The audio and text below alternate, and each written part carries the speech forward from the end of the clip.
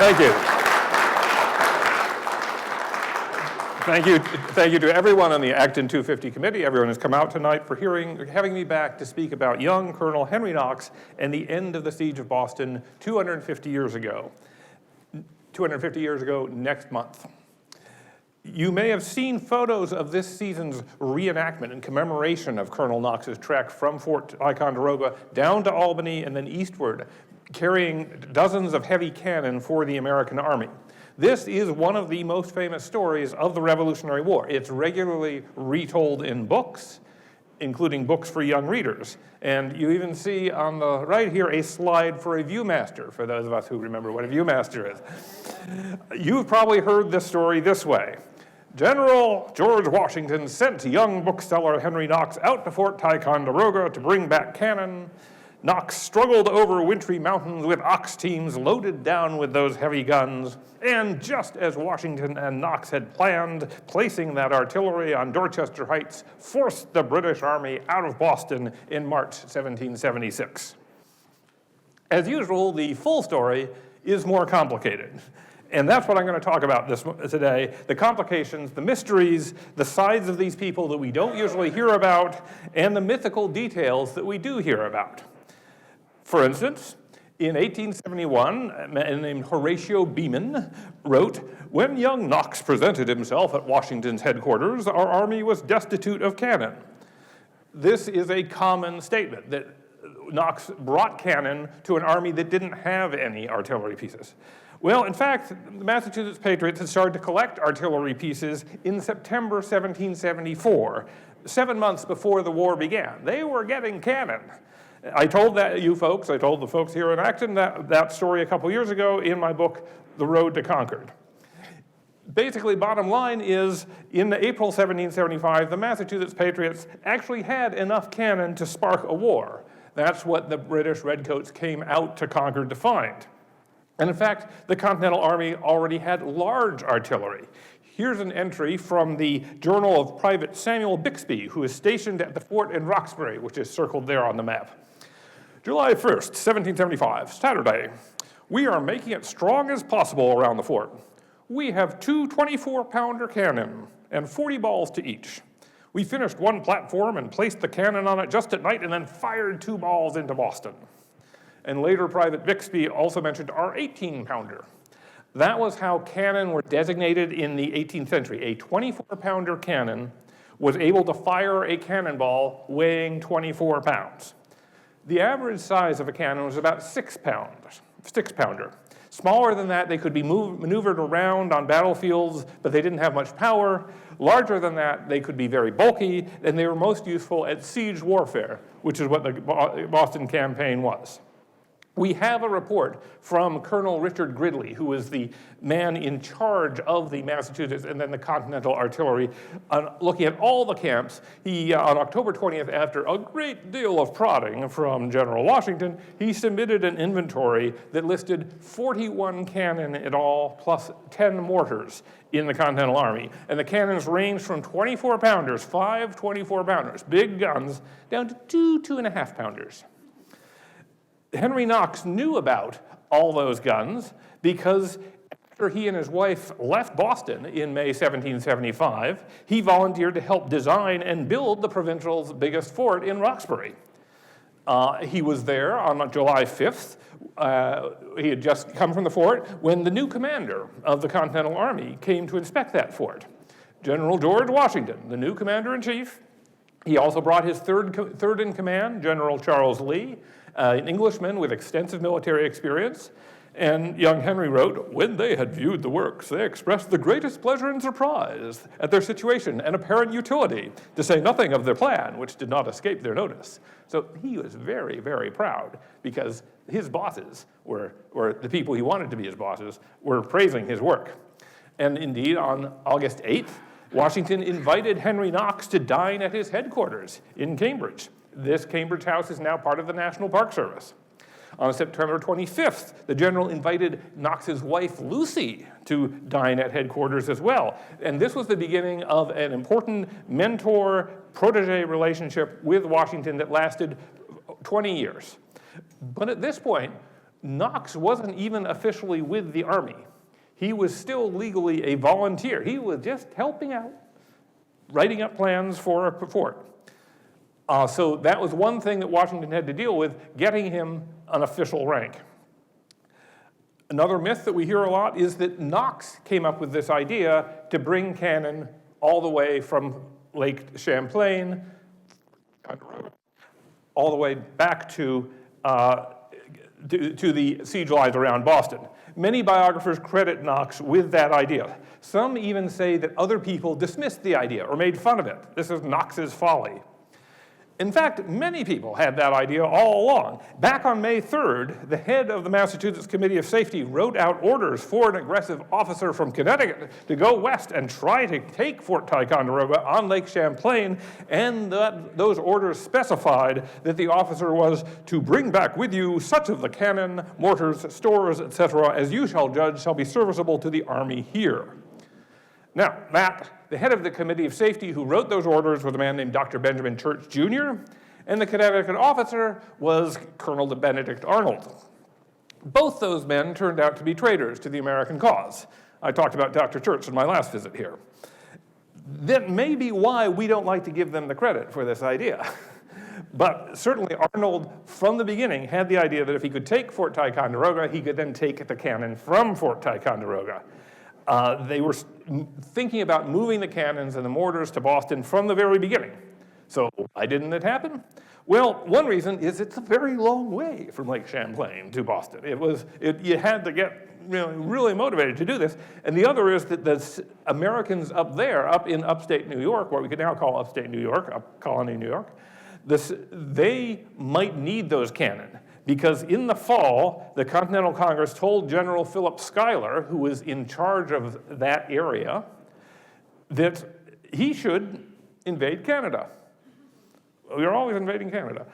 Schuyler, in turn, told General Richard Montgomery, who would actually lead that invasion, to take the artillery pieces he would need on his move up the St. Lawrence River against Quebec. So they weren't going to be sending any of these cannon to Boston until they were certain that they were getting the use out of it that they wanted. On October 23rd, 1775, General Washington had a conference at his headquarters in Cambridge to make plans for the coming months. And the men at that meeting, which would include generals and delegates from the Continental Congress, such as Benjamin Franklin, agreed that the artillery which can be spared from New York and Crown Point, that can be spared, should be brought to the army around Boston. So Knox's mission to go and get those cannon, it wasn't one man's crazy idea, it was policy. It was what the army at the highest levels had agreed to do. The question was who would do it, and General Washington knew who he wanted to do it, young Henry Knox. Now, as I said, at the time, he was not even in the army.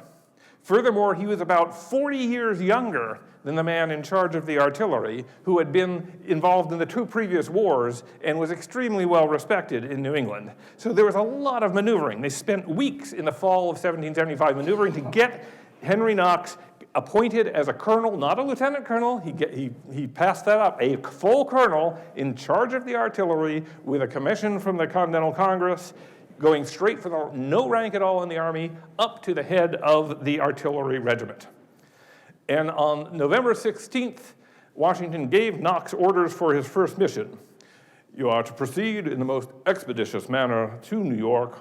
There apply to the president of the provincial congress of that colony for permission to take some of their cannon, because the cannon belonged to New York. You must go to Major General Schuyler and get the remainder from Ticonderoga, Crown Point, or St. John's, or if it should be necessary, from Quebec, if it is in our hands. After General Montgomery had set off for Quebec, General Schuyler finished gathering cannon from various spots along Lake Champlain, Crown Point, other places, and they brought it all together in this spot, Fort Ticonderoga. So Knox went to New York, got permission, went up the Hudson all the way to Fort Ticonderoga, and he had dozens of cannons laid out for him by General Schuyler. And he chose 59 pieces of artillery, 43 cannon, 16 mortars of different sorts. He also packed up 1 barrel of flints and 23 boxes of lead. Then the only problem was how to get those back. We don't have any pictures from 1775 and 1776 of Knox's train of artillery. Nobody drew it, nobody took photographs. We have a lot of pictures that people made in the late 1800s and later. Most of these pictures show ox teams pulling the cannon on sleds. And indeed, in December, ox teams pulled the sleds from the fort of Ticonderoga to the north landing point on Lake George, which is really just a tiny bit of that journey way up at the top there. Then the guns were put on barges and floated down Lake George because it was much easier to move anything by water. So that got them all the way to the bottom of the Lake George at Fort George. On December 13th, Knox arranged with George Palmer, a mill owner in Stillwater, New York, to rent 80 ox teams from him. And he wrote about this to General Washington. It got in the records. Then he learned that General Schuyler was back in the area. He thought General Schuyler was down in Pennsylvania. And suddenly, his real boss was in the area, or the man he had to report to directly. So he wrote to General Schuyler and said, I have arranged for these oxen and sled with Mr. Palmer. And as soon as General Schuyler heard about that, he told Knox to cancel the whole arrangement. He had a better idea. And when your general tells you he has a better idea, you go with the general's idea. General Schuyler sent out his wagon master and other people to all parts of the country to immediately send up their sleighs with horses. So for the journey between Albany and Springfield, horses did most of the pulling, not oxen. Knox added 2 teams of oxen to drag the heaviest cannon in the Berkshires. But then he wrote that after they got down to Springfield and the ground was flatter, he planned to go back to horses because they can travel much farther than oxen. Oxen were good for strength, not as good for endurance. So for most of this route, the cannon were actually pulled by horses. And all those fine pictures we have of oxen pulling them through the snow, that was just at most a tiny bit of the whole journey.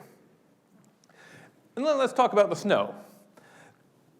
The stories always talk about how harsh the weather was, how difficult it was for Knox to get through the horrid winter and the deep snow, and that's a standard part of the story. It makes the journey seem more impressive. But winter was when New Englanders moved heavy objects like logs in the forests. Roads that were hard frozen are easier to go over than roads that are dusty or muddy, especially if they're packed with snow so that they're very slippery and they can just slide sleds across them. On December 5th, Knox told Washington, the conveyance from hence will depend entirely on the sledding. Without sledding, the roads are so much gullied that it will be impossible to move a step. So he wanted snow. He wanted a heavy snowfall so that he could use sleds. Around Christmas, Knox described himself as almost perished with the cold because he had been out in the snow, but he actually wanted more cold. He wanted the Hudson River to freeze over so it was solid so he could move cannon across the ice. Again, even smoother, even slicker than the roads. On the 5th of January, in fact, Knox complained to Washington from Albany, a cruel thaw hinders from crossing the Hudson River. And on the 11th, 6 days later, Knox found the lead teams stopped in Blandford, Massachusetts, because the teamsters refused going any further on account there was no snow beyond 5 or 6 miles. Once again, Knox's worst problems in this trek were not that the weather was so hard, it was so snowy. It was that it wasn't snowy enough. It wasn't cold enough for how he wanted to travel. Knox's first biographer in 1873 said he reached Cambridge on January 24th. But we have better information than that. On General William Heath's memoirs, based on his wartime diary, state that on January 18th, Colonel Knox of the artillery came to camp. He brought from Ticonderoga a fine train of artillery, which were ordered to be stopped at Framingham. So Knox reached Cambridge on January 18th, but all those guns were still back at Framingham. That's because they were simply big metal tubes, and they needed to be put onto carriages, and they needed all this other equipment, the rammers and the sponges and the scoops and the worms to be made. They needed to have cannonballs and gunpowder cartridges made for them. All that needed to be done, and that was done in Framingham starting in late January. Often authors will say, Knox came all that way and he didn't lose a single cannon. We know that at the start, that his inventory when he started from Fort Ticonderoga was 59 cannon and mortars. On January 4th, his diary says, a cannon fell through the ice into the river at Half Moon Ferry on the Hudson River. And his diary doesn't say anything about getting that cannon back up. On January 7th, 3 days later, a bigger gun fell into the river, and they did get that cannon up with the help of people from Albany. So how many artillery pieces did Knox actually manage to get into Massachusetts? We have an answer from the diary of this man, John Adams. On January 25th, 1776, he was traveling back to the Continental Congress in Philadelphia, and he stopped in Framingham, where a wealthy local farmer showed him the train of artillery brought down from Fort Ticonderoga by Colonel Knox. And Adams listed in his diary exactly what was in that train of artillery: iron cannon, mortars, howitzers, brass cannon, mortars, cohorns, which is a different type of mortar. Adams' list almost exactly matches Knox's list from the start of his trip, minus one cannon. So that first cannon never came up from the Hudson River. 58 pieces of cannon artillery made it to Framingham on January 26th. But that more than doubled the number of guns, heavy guns, that were available to the Continental Army. So now the question was, as these were being prepared out in Framingham in the month of February, how was George Washington going to use that force? Back in December, John Hancock, the chairman of the Continental Congress, had sent General Washington a resolution authorizing him to attack Boston, even if it did great damage to that town, even if it did great damage to John Hancock's own property. Washington appears to have read that message as pressuring him to make an attack. And that fit his thinking. He really, really wanted to beat the British, not to just keep them stuck inside Boston, not to just wear them out. Strategically, he hoped that a big loss would cause the British government to change course and resolve this political conflict peacefully. And privately, Washington was hoping to have some sort of glorified event that reflected well on him as a military leader. Back in October, Washington had first proposed an attack on Boston by the Continental troops. And his Council of War, the Congress told him you have to check all major decisions with your Council of War, which consisted of all the other lesser generals. And so he presented them with this plan for an attack, and they voted him down unanimously. Well, now he was still wanted to do an attack on Boston, but with the new year, the Continental Army was smaller. There were just militia reinforcements trickling in. And he was worried that the British government might send more troops to Boston. And with more soldiers, General Howe would send those redcoats out to attack the weakened Continental lines and send his troops fleeing. Now, in fact, General William Howe was not planning anything of the sort. After the Battle of Bunker Hill in June, he had told his superiors in London that there was really no reason to stay in Boston. New England was not going to be easily conquered. This was the most cantankerous, zealous part of North America. It would be better just to leave Boston, leave New England, move to the more friendly territory of New York, cut off the part that was really rebellious, and start over.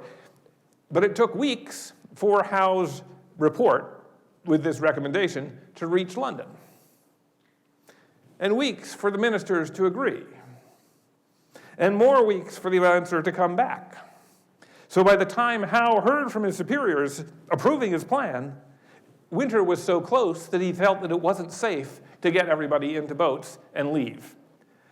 By that point, the transatlantic supply lines, the ships bringing in food from Britain, from other parts of North America, those were safe, so it was actually safer to stay in Boston than to try to evacuate at that time. So Howe decided to stay in Boston for the winter and then go back to his plan to leave. But Washington didn't know that. Instead, he was out in Cambridge believing that he had to do something to drive the British away and to do it quickly before they started to get more people and attack. On January 18th, the same day that that Knox came to Cambridge, Washington went to his Council of War again and again talked about an attack on Boston and the British. And again, nobody else thought this was a good idea.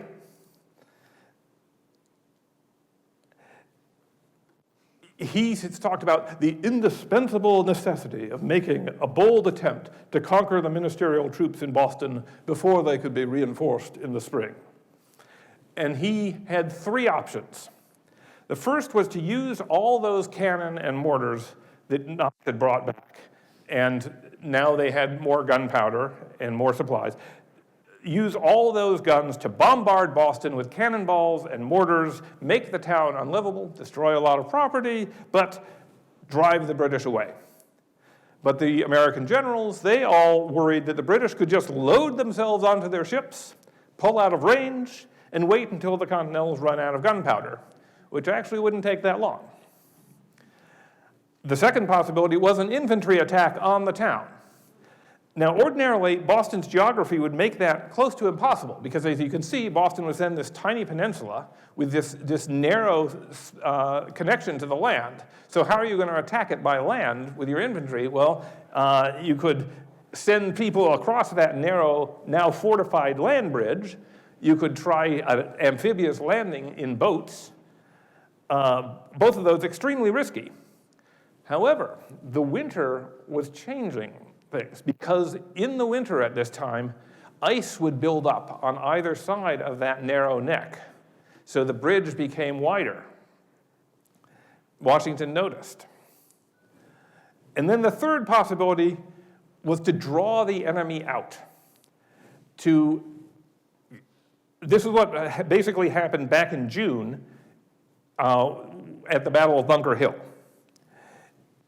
In fact, at that time, the Continental Army, or at the time, the Provincial Army, the New England Army, discussed putting troops both on Bunker's Hill and on Dorchester Heights as a way to draw the British out, split their forces both ways. General John Thomas, who was then in charge of the troops in Roxbury, said, no, that would be too dangerous to move on to Dorchester without more preparation. So they just did Charlestown. They just moved on to Bunker's Hill and Breed's Hill in Charlestown. And that was a pretty slapdash, hurried operation. The provincials didn't bring enough cannon onto the field. They didn't send reinforcements. So the same soldiers who spent all night digging a fortification on top of Breed's Hill then had to fight and defend that fortification. And of course, as we know, the provincials didn't have enough gunpowder, so they ran out. The Battle of Bunker Hill ended in defeat for the Americans. They lost that peninsula. The British took more territory. However, as time went on, people on both sides realized that the defeat was more costly for the British because they had almost 1,000 casualties. And that was what General Washington wanted to replicate. You know, if we could give them another battle in which they lose 1,000 people at once, then maybe the London government will rethink their plans. However, if you look at the geography of the Dorchester Peninsula on the bottom of this map, it's quite different from the Charlestown Peninsula up at the top. For instance, the British artillery from the neck could hit the Dorchester Peninsula pretty easily, and in fact could hit the low ground getting onto that peninsula. So basically, nobody would want to go onto the peninsula once there was cannon and mortars firing at that spot. There was more shoreline to defend against an amphibious attack by the British from their positions. And worst of all, the ground on top of Dorchester Heights, the hill on the east side of the peninsula there, the ground was hard frozen in February when they were talking about this. So it would take a lot more than one night of digging before you could get any sort of good fortification, which meant that you sent men up there with their shovels, and then pretty soon they would be facing these cannons from the British positions, and they'd be facing the amphibious landings from the British, and they would be cut off and slaughtered. General Washington asked Lieutenant Colonel Rufus Putnam for a plan to occupy the Dorchester Heights. And he came up, on February 11th, he came up with a plan that would build a covered walkway over a narrow part of the low part of the road, so as to shelter the men going onto the peninsula to build a fortification. And it would require merely 80 tons of timber. And he thought that his plan was just to build the walkway during the winter and then take possession of the ground, the high ground, later in 1776, which was not the quick action that Washington felt was needed. Washington even went onto the peninsula on February 12th to view the ground, and he brought along 4 of his generals and 3 engineers, Putnam, Colonel Gridley, and Colonel Knox. And Captain John Chester of Connecticut later recorded what he had heard about this visit. Gridley laid out works enough for our army to build for 2 years if the frost were to continue. So they could build fortifications, they just needed a lot of time. Furthermore, while these men were out there, which included the commander-in-chief of the Continental Army and the artillery commander and the second-in-command, they suddenly realized, we're kind of vulnerable out here. And so they actually had to hurry off the peninsula because they were afraid that the British would send troops out after them. So Washington sort of looks like he gave up that idea, and the next day he was up at Lechmere Point in Cambridge looking at the other end of the siege lines. And the military engineer there, a man named Jeduthan Baldwin, noted that they found a good bridge of ice to Boston. The Charles River was freezing over, not just along the neck, but between Cambridge and Boston. A person could walk right across to the West End. Now, Washington wasn't the only man noticing that the water was getting frozen. That very night, General Howe ordered a raid on the Dorchester Peninsula to keep the rebels from getting any ideas about using it. Major Thomas Musgrave led hundreds of troops across the ice from the Boston Neck. And now, according to a young officer in the British Army, Major Musgrave was by much the best skater in Boston. So I started to imagine him skating his way across the ice. Probably not, but he was covered in ice. Early on the morning of February 14th, he led those hundreds of men onto the peninsula. The Redcoats marched along the harbor side, setting fire to the houses there. Meanwhile, Colonel Alexander Leslie came from the fortified island off the other end of the peninsula and landed more men. The two British parties met at the foot of Dorchester Heights. There had been about 60 Continental soldiers on the territory just as sentries. And the British grabbed the squad at the western end, a sergeant and 5 men, plus they captured an old man living on one of the houses. Most of the Americans, however, quickly slipped off the neck. At the eastern end of the peninsula, Musgrave's soldiers got onto boats with Leslie's, and they all evacuated to the castle. This was just a raid to burn the houses so they couldn't be used as shelter by the Continentals, and to make sure the Continentals didn't have any ideas about moving closer.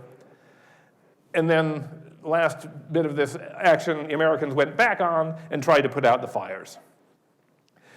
For Washington, this foray probably confirmed that the British Army could still be dangerous, that Dorchester was in fact vulnerable to this counterattack. You couldn't just move people onto the peninsula with impunity. And the British had demonstrated that a fighting force could cross the ice. He was still seeing some pretty strong ice from Dorchester Point to Boston Neck and from Roxbury to the Common, either side of the neck. So he made a plan to attack Boston with an infantry charge across the neck. General Nathaniel Greene said that that attack would be horrible if it succeeded, and still more horrible if it failed. But he then went on, I have little hopes of such a happy event, as the weather is greatly moderated. So already the ice was melting. General Washington called another council of war at Cambridge on February 16th, and he laid out his arguments for planning an attack on Boston as soon as possible. He stated that fortunately part of Cambridge and Roxbury Bays were so frozen as to admit an easier entry into the town of Boston. So he proposed this infantry charge across the ice. Now, of course, when you're on ice, there's no cover. Continental soldiers really liked cover. They would be charging against positions that British military engineers and artillerists had been building up for months. The Council of War thought this was a bad plan, a very bad plan. In particular, General Ernest Ward, the second in command, and General Horatio Gates, the most experienced military officer in the room, spoke against the proposal. But all the brigadiers in the room were exceedingly doubtful. Among the objections, the King's forces were stronger than Washington had described. They had artillery, they had warships, they were possessed of every advantage the situation at the place affords. They were on the high ground, the fortified ground. The Continental Army, on the other hand, was still too poorly armed and too small. Less than half the promised militia had arrived. Washington had to report the result of this council to the Congress. And he said, the Council of War being almost unanimous, I must suppose must be right. He was really, really peeved about this. A letter is rare in Washington's official correspondence to express personal emotion. He was obviously feeling frustrated. He wanted to make sure that the Continental Congress understood that he was trying to attack, which he thought they wanted him to do. It was the other generals who said no. And he had asked the other generals, well, okay, what do you want to do? And General Ward proposed an alternative move. The attack must be made with a view of bringing on an engagement or of driving the enemy out of Boston, and either end will be answered much better by possessing Dorchester Heights. Now, in fact, Ward had been talking about Dorchester for months now.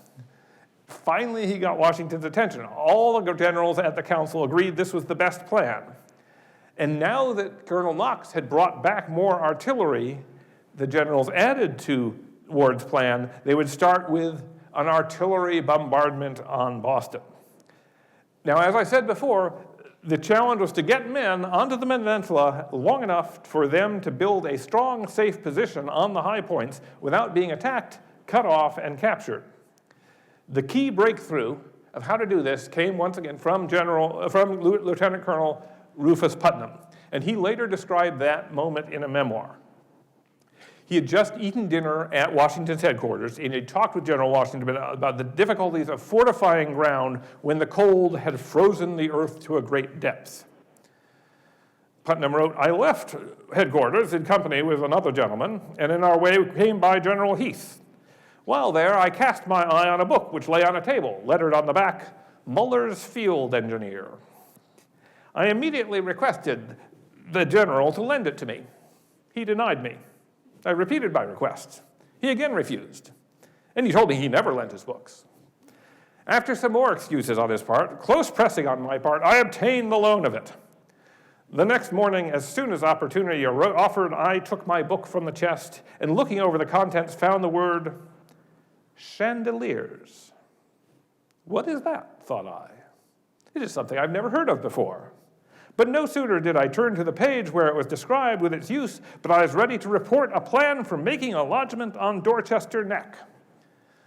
An earlier book by Muller, The Attack and Defense of Fortified Places, offers this illustration of a chandelier circled in the center and other siege devices.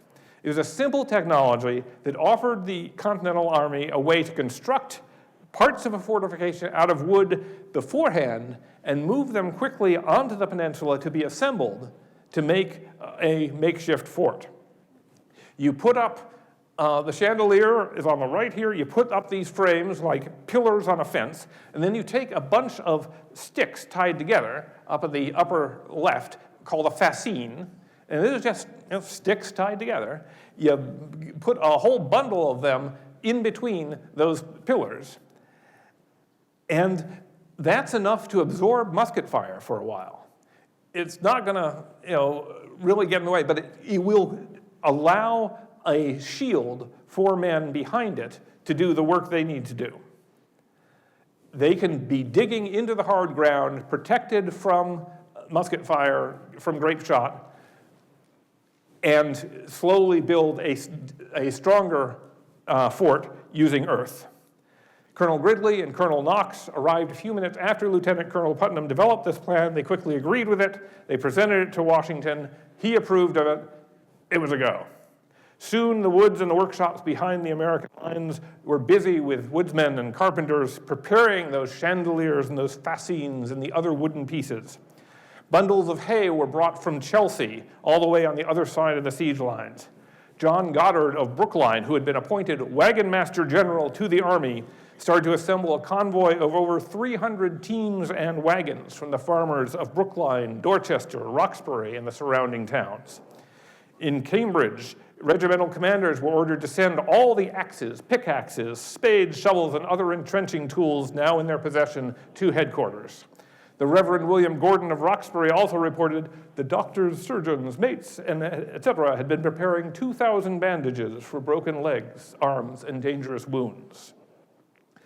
On February 26th, 250 years ago tonight, Washington mentioned the plan for the first time in letters to the Continental Congress and the Massachusetts Council. And the same night, he told his former military secretary, "I am preparing to take post on Dorchester to try if the enemy will be so kind as to come out to us." He is still trying to bring on an engagement. That same day, Ezekiel Price, a Boston official living in Milton, wrote in his diary, "It is said that the heavy cannon which were left at Framingham are brought down to Cambridge, everything getting in readiness to make a push by our army." So after a month in Framingham, Colonel Knox's fine train of cannon were moving into the fight. Troops built platforms for mortars at Leechmere's Point and near Lamb's Dam in Roxbury. And the next day, Washington's general orders told the army, "The season is now fast approaching when every man must expect to be drawn into the field of action." That meant the whole army had to prepare for action, all along the siege lines. Because the Continental Army still expected the British to attack Dorchester Heights as soon as they saw men up there. So Washington and his generals planned a counterattack from Cambridge across the Charles River on Boston to divide the British attention. And so the Northern Brigade, the army up in Cambridge, far from Dorchester, was still preparing bateaux and boats and floating batteries, which are basically barges with one 12-pounder cannon at their front. Quartermaster Thomas Mifflin of Pennsylvania suggested that the move onto the peninsula should be timed for the night of March the 4th. That way, the British would most likely try to strike back on March 5th. And commanders could have the wonderful effect upon the spirits of the New Englanders to tell them about when engaging, "Remember the 5th of March and avenge yourself for the massacre at Boston," which was on the 5th of March, 1770. Now, waiting until March 4th for the move was probably later than Washington wanted, but he agreed with that. And by this time, in fact, he had become more enthusiastic about moving on to the Dorchester Peninsula than General Ward. The American operation began between 10 and 11 on Saturday night, March 2nd, with an artillery barrage from Cobble Hill, up at the top, Leechmere's Point, and Lamb's Dam in Roxbury. Those were the Continental's three most advanced positions, able to do the most damage to British positions in Boston and Charlestown. So they began sending cannonballs and mortar shells. Now, as it happened, the American artillerists might have done as much damage to themselves because 3 of the mortars that they had burst, exploded, and because they were not properly bedded as the ground was hard frozen, according to General Heath. And a leading American artillery officer was wounded so badly he was out of combat for the rest of the war. Still, the American artillery kept up that fire for 2 months. for 2 nights. And Colonel Knox recorded on the night of March 4th, the 3 batteries fired 13 shells and over 140 cannonballs into Boston. Now that was a large amount for the Continental Army. This was the biggest barrage they had ever managed against the British. But it was a small amount for the Royal Artillery, who had a lot more cannon, a lot more guns, a lot more mortars, and were immediately firing back. But Knox's cannon weren't really expected to do a lot of damage in Boston. That's not what their primary point was at this point. Instead, the noise of that firing and the noise of the British firing back and all the attention being paid on those other places was supposed to divert the attention of the enemy on the night of March 4th. And what would happen then? The Reverend William Gordon said that that night was remarkably mild for early March, with a bright moonlight night above on the hills, but haze near the ground level. He described the operation in his book in dramatic detail and in the present tense. The covering party of 800 men lead the way. Then come the carts with the entrenching tools. After them, the main working body of about 1,200 under General Thomas. A train of more than 300 carts, loaded with fascines, hay and bundles of 700 or 800 weight, etc., closed the martial procession. Joseph Goddard, a 14-year-old son of the wagon master, later told neighbors about how he drove teams onto the peninsula, and lest some incautious crack of a whip might betray them, the oxen were urged on with goads or sticks, so you weren't supposed to make any noise at all if you could help it. The men laid the bundles of hay along the side of the road facing Boston so to muffle and mask the Americans in coming and passing and repassing. The advance guard reached the peninsula about 8 o'clock. About 800 men went to the point nearest Boston. Another 800 went to the point near the castle. Those groups were assigned to keep watch on the British outposts just over the water and make sure that they weren't spotted, that there were no amphibious landings. Behind the first line of carts dropping hay and the advance guard came General John Thomas and most of his picked men, top soldiers. He led this column of 1,200 men east toward the Twin Hills. With them came the engineers, and Thomas told his wife, some pieces of artillery and 2 companies of the train, i.e. they were bringing the big guns up onto the hills. An artillerist named Solomon Nash stated in his journal, we carried 6 12-pounders on the Dorchester Heights. Back in October, Colonel Gridley had counted only 2 12-pounders in the whole Continental Army. So at least 4 and possibly all 6 of the 12-pounders on Dorchester Heights were guns that Knox had brought from New York. On the hills, the soldiers unloaded the chandeliers, placed them as directed, and began piling the fascines between those uprights. According to Gordon, by 10 o'clock at night, the troops have raised 2 forts, one upon each hill, sufficient to defend them from small arms and grape shot. And then, as General Horatio Gates later wrote, the men began to break ground to thicken their defenses against the enemy's cannon. So they are digging into the hard soil to raise earthworks. Now, naturally, that was hard work, that tired the men. But this time, fresh soldiers came onto the peninsula about 4 o'clock in the morning to take over and to be ready to guard the place. The Americans had learned the lesson from Bunker Hill. And along with the relief troops, there was another notable arrival. Before daybreak, on the 5th of March, the commander-in-chief himself. According to Gordon, Washington spoke to the men, remember, it is the 5th of March, and avenge the death of your brethren.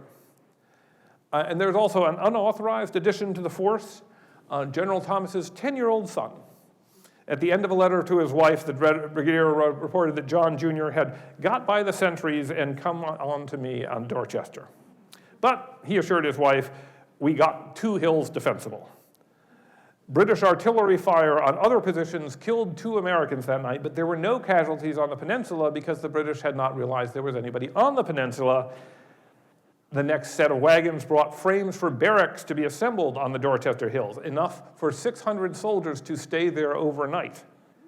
So they were going to hold that high ground. General William Howe got his first look at the assembled works when the haze cleared shortly after dawn on March 5th.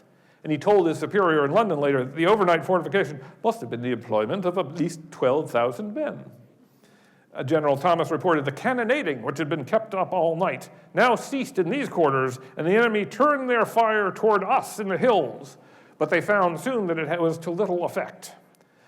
General John Sullivan wrote, "They endeavored to elevate their cannon so as to breach our works by sinking the hinder wheels of the cannon into the earth, but after an unsuccessful fire of about 2 hours, they grew weary of it and desisted." The forts were too high up. There were those fascines were too good. It wasn't doing any good. But General Howe and Admiral Molyneux Schuldham, the commander of the Royal Navy in the theater, knew that cannon on Dorchester Heights could hit British ships in the harbor's deep channel. That would endanger the Royal Navy, which is the pride of Britain, and it would endanger the vital supply line into Boston. If ships couldn't get through there, then all those soldiers wouldn't have food. So Howe ordered his redcoats to prepare for an attack. And on the American side, more reinforcements. 2,000 men went onto the Dorchester Peninsula on March 5th, ready for action. And Sullivan and Greene were waiting with 4,000 more in Cambridge, ready to launch the counterattack. About 10 o'clock at night, General Thomas reported large bodies of troops embarking in boats with their artillery from the wharves of Boston Harbor, and several of the ships came down near the castle. But they remained in that situation that night. Like the Americans, the British commanders evidently thought they had the best chance of making their landing, making their attack at night. One division was to move from the castle, the others from the town. The ships would be bombarding the position, but a storm arrived that afternoon. It grew worse at night. Some British troops were blown onto Governor's Island, and Howe decided to cancel the assault. He told all the troops, come back into Boston and prepare to evacuate. And he arranged, he had wanted to evacuate all the time. Well, this looked like a good time to do it. And he arranged for a message to go out to General Washington saying he had no intention of destroying the town unless the troops under his command are molested during their embarkation or at their departure. It seems very evident they can no longer keep possession of the town, Washington wrote. Now, more days passed as the British Army and the Loyalists packed up. During that time, there was more firing back and forth. Washington got impatient and he ordered more fortifications built on the peninsula closer to Boston, and some Americans died from doing that. But finally, on March 17th, the last British soldiers marched onto their ships and the ships left their docks. A young British official in town later wrote, "The troops quitting this town was a beautiful sight, the whole coming off at the same time by signal." So everybody moves away at once. And of course, that sight was even more beautiful for the Americans. On March 17th, a contingent of Continental troops, chosen from men who already had or been inoculated against smallpox, marched up the deck, and they took possession of Boston. And this was the first campaign of the Revolutionary War, and it was an American victory for General Washington, and for his new artillery commander, Colonel Knox. Thank you.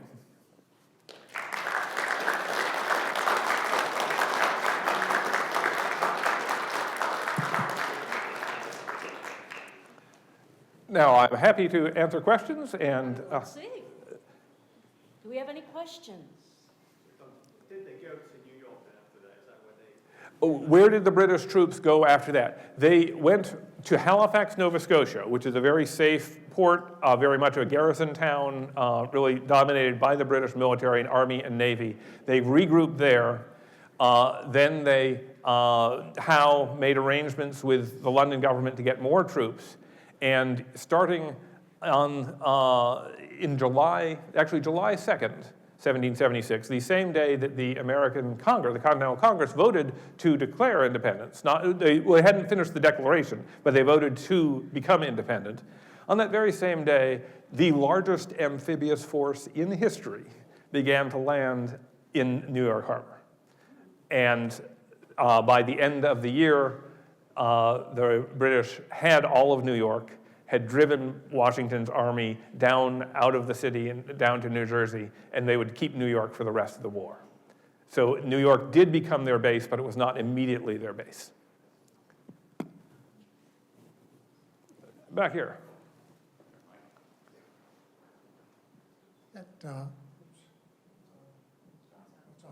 Hello. Okay. At what point was there a negotiation to not burn Boston to the ground when they were leaving? Was there a negotiation for the British to leave without destroying Boston? Yes and no. For General Howe, he did not wish to negotiate with Washington as an equal, because that would be recognizing Washington as some sort of authority. So what he did is he arranged for the selectmen of Boston, the ones who had stayed in the town trying to look after the place, to send out a couple of loyalists to the American lines with a letter from the selectmen saying, General Howe says he will leave without destroying the town if you let him leave. And this letter came out to Roxbury, and the officer there took it to Cambridge, and Washington looked at it, and he sent it back and said, I can't take any notice of this. Because this letter, which I've read, does not actually come from General Howe. It is not in his own promise. It also was not addressed to General Washington. So I cannot take any notice of this letter, which I have read. So without breaking protocol, the two generals had managed to communicate to each other that, yes, if Howe was allowed to leave without being bombarded, he would not try to destroy the town. And so that was the negotiation as it happened. This protocol continued to be a problem through the rest of the year. So there's a moment later in New York where General Howe sends a letter to Washington, and Washington refuses it because it's not addressed to His Excellency General Washington. And so the Howe brothers, the General Richard Howe and General William Howe and Admiral Richard Howe, they send another letter to Mr. Washington, et cetera, or something like that. And that doesn't go well either. They just were not able to talk to each other. Yes, in front. While the cannon are in Framingham, I mean, they're just out and about, or were they hidden, or? Were the cannon in Framingham hidden? A lot of people I get a lot of questions about, were they sneaking the cannon across Massachusetts? Were they hiding them? Not really, as far as I can tell. The countryside was very much on the Patriot side at this point.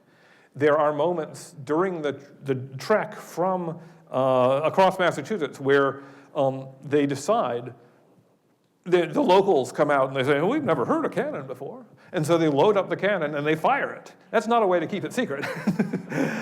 So I think in Framingham, they were not really trying to keep it secret. They were probably just given the dozens of cannon needing all this equipment, probably everyone in town knew what was going on. Everybody was being asked, have you got a saw? Can we get your wood? Can you come out and help us?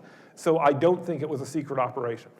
No spies went back? Were there any spies? At this point, there's very little spying being done, partly because there's very little travel back and forth.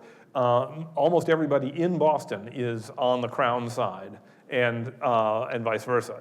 The lines have been very carefully drawn. The other thing is that Howe, as I said, he was ready to leave. He was not really doing very aggressive maneuvers. He was not trying to risk people out in the countryside.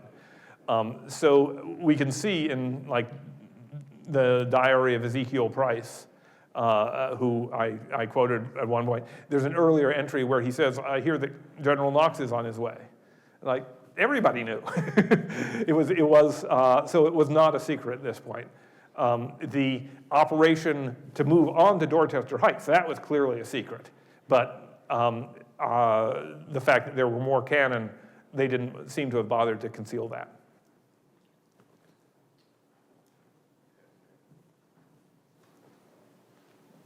Thank you. The book where somebody read about the chandelier, right? Yes. That was the aha moment, Yes. if you will. Was that a British book, an American book, a French book? That was, Lieutenant Colonel Rufus Putnam wrote about a book called Muller's Field Engineer. Muller was the author, except that he basically cribbed the whole thing by translating it from French. The French were the experts in artillery at this time, which is why all those terms, fascine, chandelier, everything, those are all French terms. In fact, I've looked at editions of that book, and I was not able to find chandeliers. I found them in another book by the same man.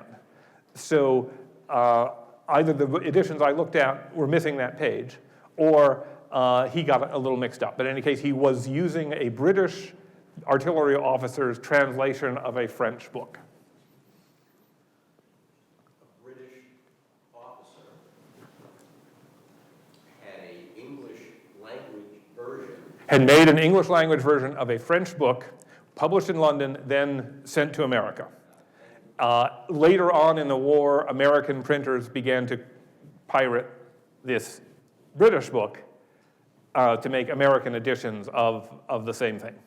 So the French helped us long before Lafayette was involved. In a way, everybody was helping. The French was helping everybody with their immense knowledge of artillery. At one point, very early in the siege of Boston, General Israel Putnam, who was a cousin of Lieutenant Colonel Rufus Putnam, he met a Frenchman in a tavern in Salem, and just sort of assumed that this guy must know all about artillery, and brought him back to Cambridge. And he was, in fact, in charge of the artillery practically at one point, and there's a point on one of the major maps of the siege where there's a place called Frenchman's Fort, which this guy had helped to design before he defected to the British.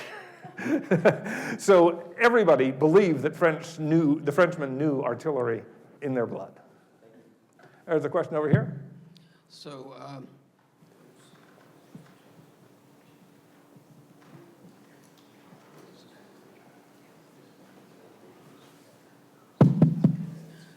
I think you said there were some 1,200 guys who worked at building the fortifications, something like that. So people, since we're in Acton, people might be curious whether anyone from Acton participated in that, and the answer is yes. I live in a house, the 1760 Ezra Wheeler house, and I do research on it, and there are half a dozen guys from Acton. He was in the militia. He was 51 at the time, too old to be a Minuteman. But he was paid, I think it was 12 shillings to go dig fortifications or put up fascines or whatever. So there were people from Acton participating in this. Excellent. Okay. The number of 12,000 was the guess by General Howe of how many people would be needed to make this force. Probably much less than 12,000, but the Americans loved that quotation because it showed, how amazing it was. There are other quotations where he, goes on like, did fairies put them up? He obviously he was quite impressed with how quickly and suddenly these things went up. And indeed, the part of the strategy was to mobilize a lot of militia troops, a lot of 51-year-old men from Acton and other people like that to come and provide the labor during this moment. And they were only going to be called up for 3 months or even 1 month for this crucial moment to provide the manpower. I'm not even sure whether, for instance, would they have been left up on the peninsula, or would they have brought the Continental troops to do the real fighting if there had been any real fighting? But it's quite clear that this was an extremely well-planned, prepared operation, which called on all sorts of resources from Massachusetts. And they had learned the lessons of Bunker Hill and were not doing it the same way again. So thank you for that information. I know you mentioned Bunker Hill battle, and I know Joseph Warren died there. Can you tell us about him? Because I know he could become a first president of the United States. Okay, Dr. Joseph Warren was one of the leaders of the American Patriots, and he was made a general in the Massachusetts Army in early June, 1775, and before he got his commission, before he was officially a general, he went onto the Bunker Hill, fought in that battle, and was shot in the head in the withdrawal. And indeed, people at the time said that if he had lived, he might have become president. It is interesting that he was actually only 34 when he died. He was quite young. Among the Massachusetts political leaders, he was actually one of the most junior ones. So the way the seniority worked, he might have become president, but he wouldn't have become president until 1804 or something like that. He was not, and yet people did speak that if he had survived, then he might have presented some sort of rivalry or been another very close aide to Washington, something like that. He was definitely a great loss. People were very sad that he was killed at the Battle of Bunker Hill. In some ways, it was the worst loss for the provincial forces because he was in charge of practically everything at that point. He was not only a general in the army, but he had been the head of the provincial congress, and he was writing the propaganda and all sorts of other things. So they really had to scramble to replace him. Now, he died before he learned that one of his close associates, Dr. Benjamin Church, was in fact working for the British. So he was not by any means a flawless leader. He could be fooled as well, but he was a very important Massachusetts leader. There were a bunch of people who we don't remember. William Molyneux, Dr. Thomas Young. These were men who were very important in the years leading up to the outbreak of the Revolutionary War, and for various reasons, they're not remembered later because they were not part of the war or they were not part of the federal government that was formed in 1789. Another question here. Yeah. Sir, would you comment on the legend about what the password was for the American Army on the 17th of March? Or have you heard of such? I have seen the general orders, which went out to the whole army, said what the password was. What was the keyword that if you said this, the sentries would let you through. And the word, according to one of those general orderly books, is? St. Patrick. Yep. It happened to be March 17th was the day that the British happened to move out, and that we do see, even though there was some not total respect for the Irish among the British or among the Americans at the time, there was a recognition of St. Patrick's Day, of St. David's Day for the Welsh, of St. Andrew's for the Scots. So yes, they were recognizing the date of March 17th. And in the early 20th century, Mayor Curley of Boston decided that it would be very important for Boston to celebrate Evacuation Day, which happened to be St. Patrick's Day, which happened to help to please his constituency of Irish Americans. So even now, Evacuation Day is a holiday for the state government and for Suffolk County, which is Boston. So it's just a coincidence then, but it's a coincidence that people are very appreciate, shall we say. So have you come across the tale that General Washington designated that to be the password that day? His Yankee subordinates didn't want to have it. It's Changed it to something else. well, the weird thing is that some of these orderly books, there are slight differences in what is in the orderly books from Cambridge headquarters, General Washington, and what is down in Roxbury under Artemus Ward. And I have not heard that theory that that's why there's a distinction, because the differences predate that date. But that's an interesting idea. I had not heard that as the explanation. But there is this discrepancy. It may be that they just didn't need everybody in the army to have the same password, given that there was the Charles River in between.